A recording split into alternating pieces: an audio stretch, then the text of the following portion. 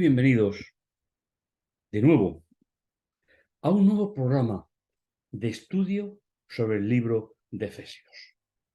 Es un placer para nosotros poder estar juntos y poder pasar unos instantes reflexionando sobre el libro de los libros. Comenzamos con una oración. Bendito bondadoso Dios que estás en los cielos, te agradecemos, Padre, tu amor, tu misericordia, todo cuanto tú nos das, nos bendices. Queremos agradecerte, Señor, el privilegio de ser hijos tuyos. Y gracias, Padre, porque tú siempre estás con nosotros. Abrimos tu palabra. Deseamos que nuestra mente, Señor, podamos ponerla a tu servicio, a tu disposición, para comprender mejor ese regalo que es este libro. En el dulce nombre de Jesús. Amén. Pues como os decíamos, continuamos disfrutando, preparando para todos vosotros, para todos nosotros, preparando este gran privilegio que es poder estudiar un libro bíblico, intentando seguir la lógica del autor, intentando seguir cuál fue el desarrollo del pensamiento inspirado, en este caso por Pablo, a una iglesia importante, a la iglesia de Éfeso y tal vez alguna otra del entorno. El tema 11 es 5 del 6 hasta el 20. Caminar como hijos de la luz.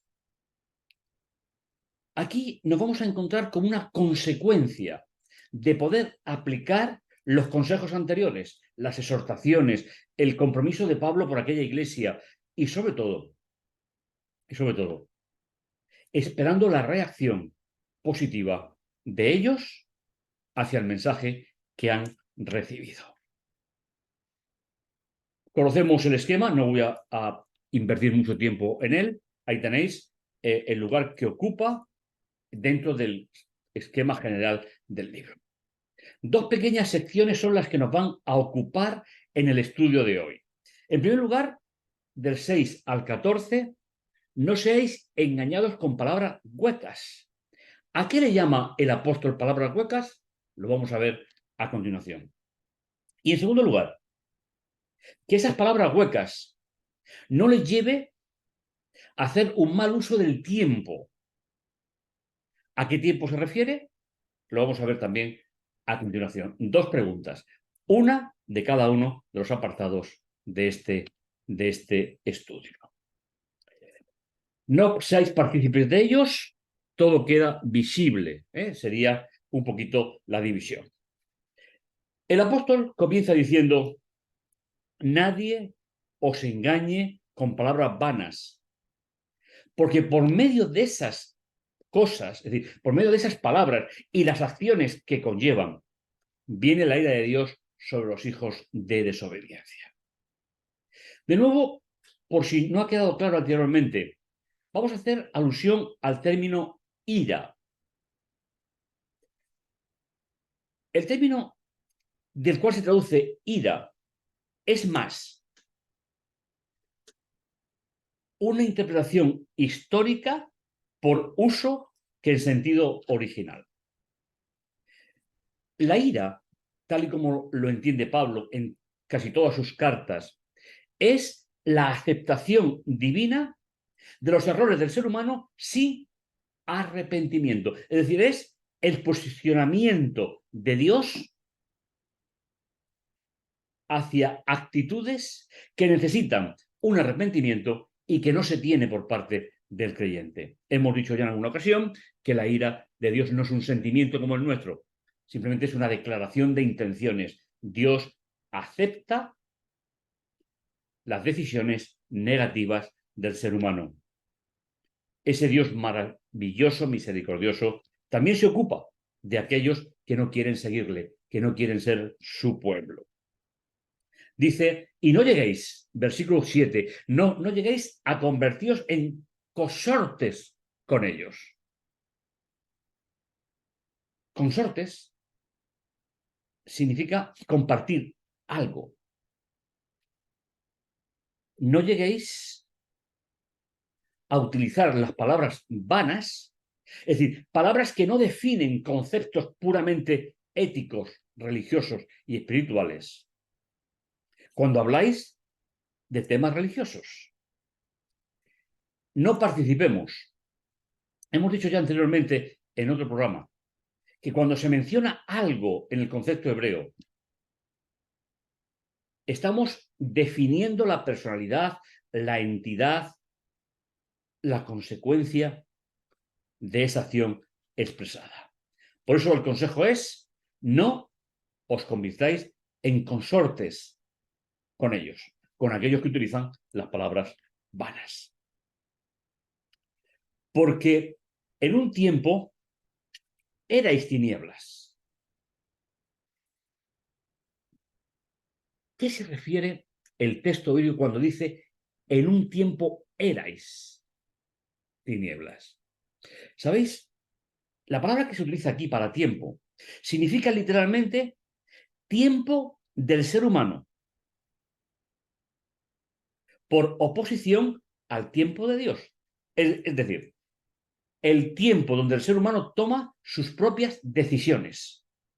Antes de aceptar a Dios, aquellos que venían del mundo griego e incluso del mundo judío, por las percepciones que Pablo ha explicado, estaban en tinieblas. Es decir, no conocían al Mesías, no conocían el plan de salvación, no conocían al Redentor de la humanidad. Pero ahora sois luz en el Señor. Andad como hijos de esa luz. Después de expresar todas las exhortaciones y todos los conceptos éticos que hemos visto hasta ahora en el libro, hay un consejo claro: volver hacia atrás. Eliminar a Jesús de nuestra vida significa andar en tinieblas con respecto a la visión que Dios tiene de tu vida y de la mía.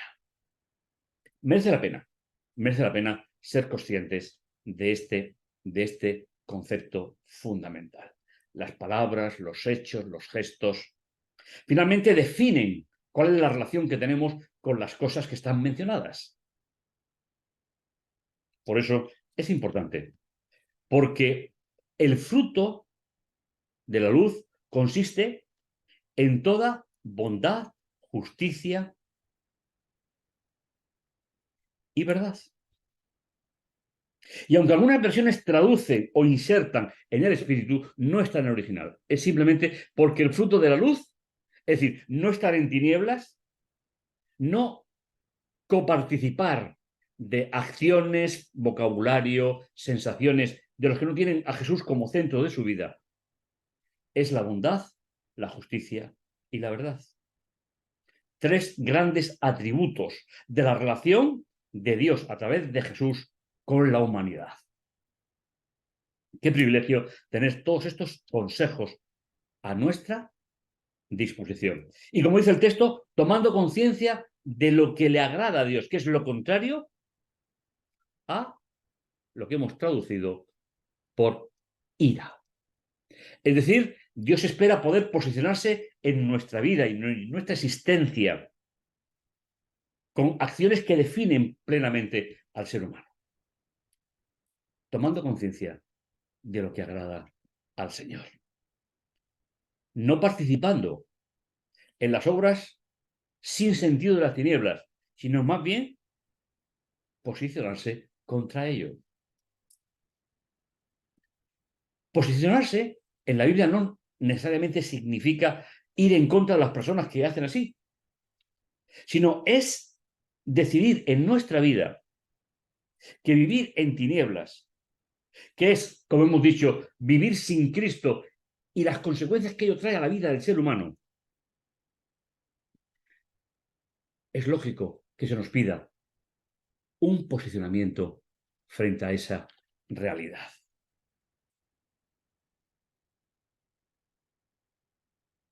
Porque vergonzoso es aún hablar las cosas que hacen en secreto. Todos los seres humanos, cada uno de nosotros, tú y yo, tenemos cosas en nuestra vida que nos gustaría que nadie supiera. Pero hay un detalle importante. El nadie no implica a la deidad. Porque Dios tiene acceso al pensamiento del ser humano. a lo más profundo de lo que somos cada uno de nosotros en la intimidad.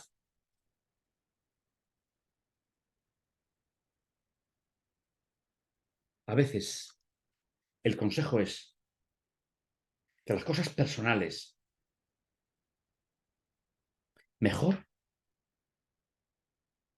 dejarlas entre Dios y yo, entre Dios y tú, para poder ejercitar el privilegio de pedirle a Dios esa gracia reparadora, esa gracia restauradora.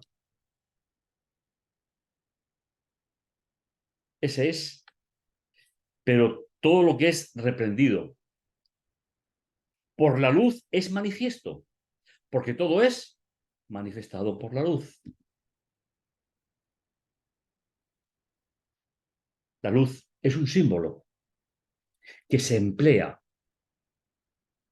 a partir del relato de la creación, fuera tarde y la mañana, es decir, la oscuridad y el esplendor del sol para iluminar la vida del ser humano. Ese ejemplo está tomado para desarrollar el versículo 13.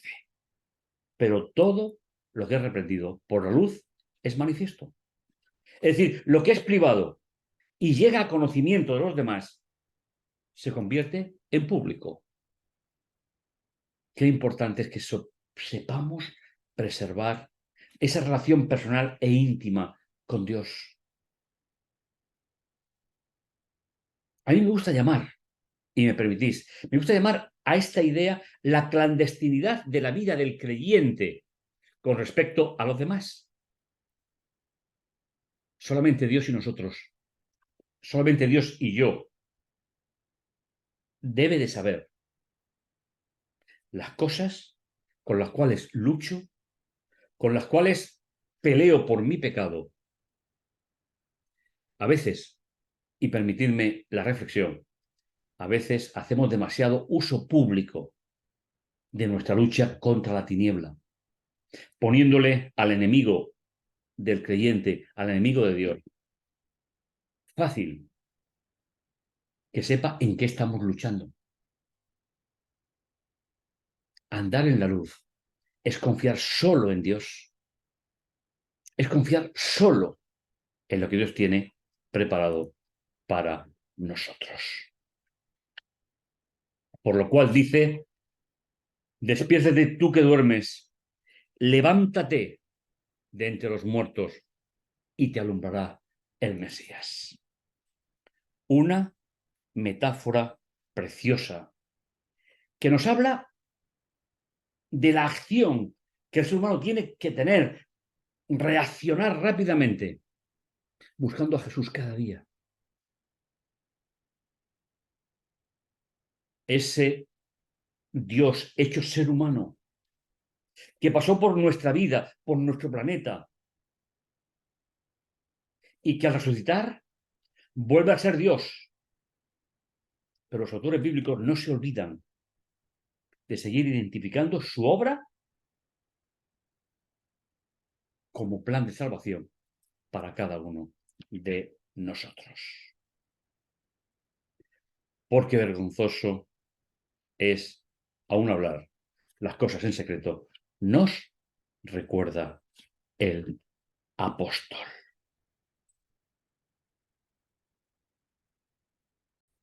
El desarrollo del pensamiento en el texto nos lleva a ayudarnos a hacer un uso correcto del tiempo. Y en estas tres pequeñas partes de esta sección hay un centro que es realmente importante para que nos fijemos en él. Entender cuál es la voluntad de Dios. Comportaos como sabios para entender la voluntad de Dios. Y eso nos llevará a un comportamiento ético. Me gusta especialmente esta sección porque es eminentemente práctica. ¿Qué significa ser sabio en la Biblia? Lo hemos comentado ya en la serie. Admirar a Dios es la sabiduría. Comportaos como sabios, nos recuerda el apóstol. Mirad, pues, con esmero cómo os comportáis, no como necios, sino como sabios. Cuanto más nos acerquemos a Dios, lógicamente a través de Jesús, más podremos desarrollar el impacto de Cristo en nuestra vida. Y eso es lo que la Biblia llama sabio. Porque lo otro, la antítesis, es la filosofía humana. ¿Cómo explicar lo que es inexplicable para el ser humano caído? A través de la revelación. No puede ser a través del pensamiento. La Biblia habla de la admiración de Dios. Es el gran objetivo de la vida del creyente. Haciendo buen uso de ese tiempo humano. Haciendo buen uso del periodo accesible de nuestra vida.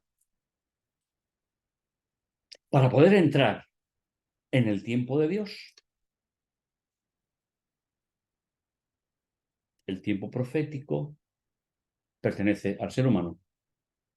El tiempo de Dios es preparación para la eternidad. Haciendo buen uso del tiempo. Porque los días son complicados. Siempre han sido así. Ni ellos, en la época del Imperio Romano, ni nosotros, donde vivimos, tenemos días que sean diferentes. Son diferentes los motivos. Y son diferentes las aplicaciones. Pero el pueblo de Dios ha sido siempre perseguido. A mí me parece, y disculparme, me parece que debilitamos mucho el mensaje si queremos hacer de esta época la peor de la historia. Cada creyente ha vivido su tiempo. Y ese tiempo se pone en relación con el tiempo de Dios. Dios sabe lo que va a pasar. Dios sabe cuándo va a volver.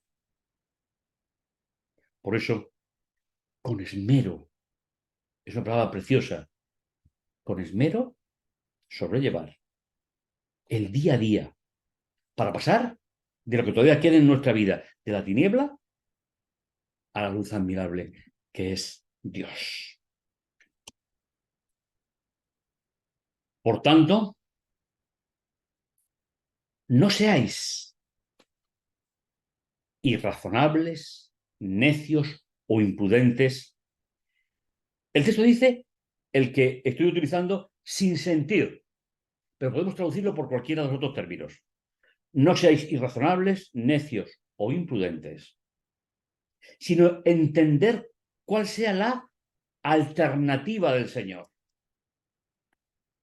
¿Sabéis? Cuando leo este tipo de términos, me gusta siempre buscar en los diccionarios de griego bíblico cuál es la definición que permite resaltar siempre a Dios sobre el ser humano. Por eso cualquiera de ellas nos sirve en esta ocasión. Es un consejo de Pablo para la Iglesia inspirado. No seáis irrazonables. No viváis en las tinieblas, sino entender cuál es el proyecto que Dios te propone a tu vida. ¿Te das cuenta? Me doy cuenta yo de que Dios no podrá actuar nunca en mi vida y en la tuya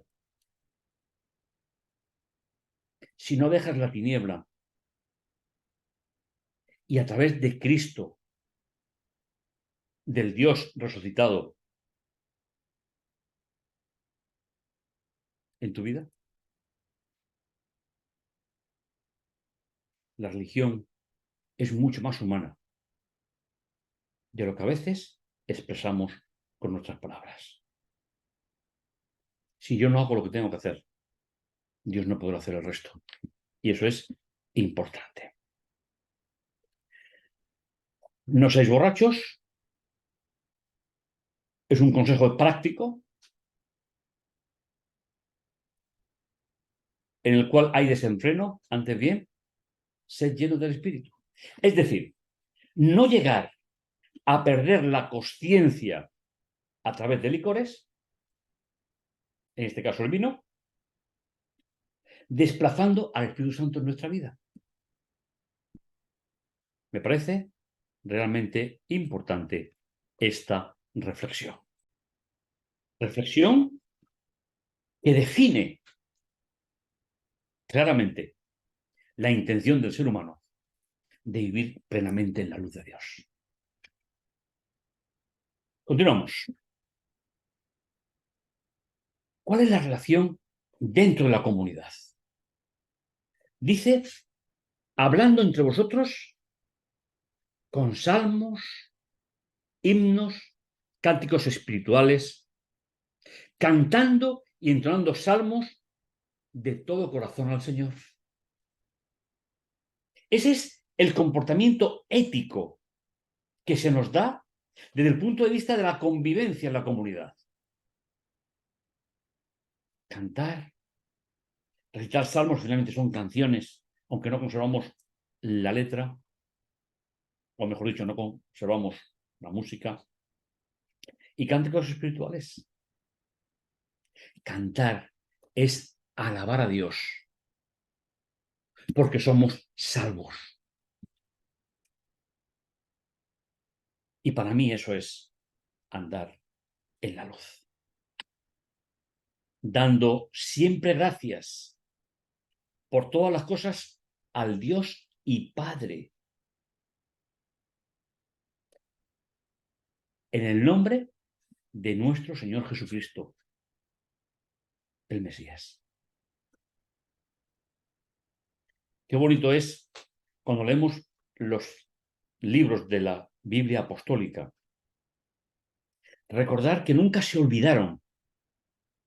Al hablar de la deidad después de la resurrección de Jesús, nunca se olvidaron de la importancia que tiene para el ser humano el ministerio de Jesús en la tierra. Y siguen estableciendo esa relación para que podamos comprender la implicación que Dios tiene con nosotros. Tú eres muy importante para Dios. No te pierdas en tus ecuaciones.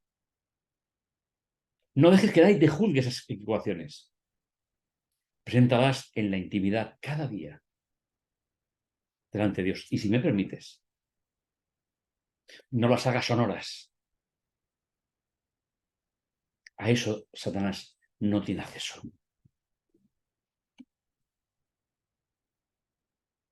Importante. Compartir entre nosotros nuestras intenciones. Si las tienes, haznos partícipes.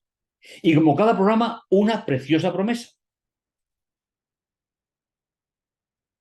Tema 12. Las relaciones matrimoniales. Las relaciones dentro del matrimonio en el contexto particular de aquella comunidad. Será el siguiente programa. A que no te lo vas a perder. Sigue con nosotros. Nuestra intención es simplemente pasar juntos, alabando y glorificando a nuestro Dios. Que el Señor te bendiga y que el Señor te guarde. Nos encontramos en el siguiente programa.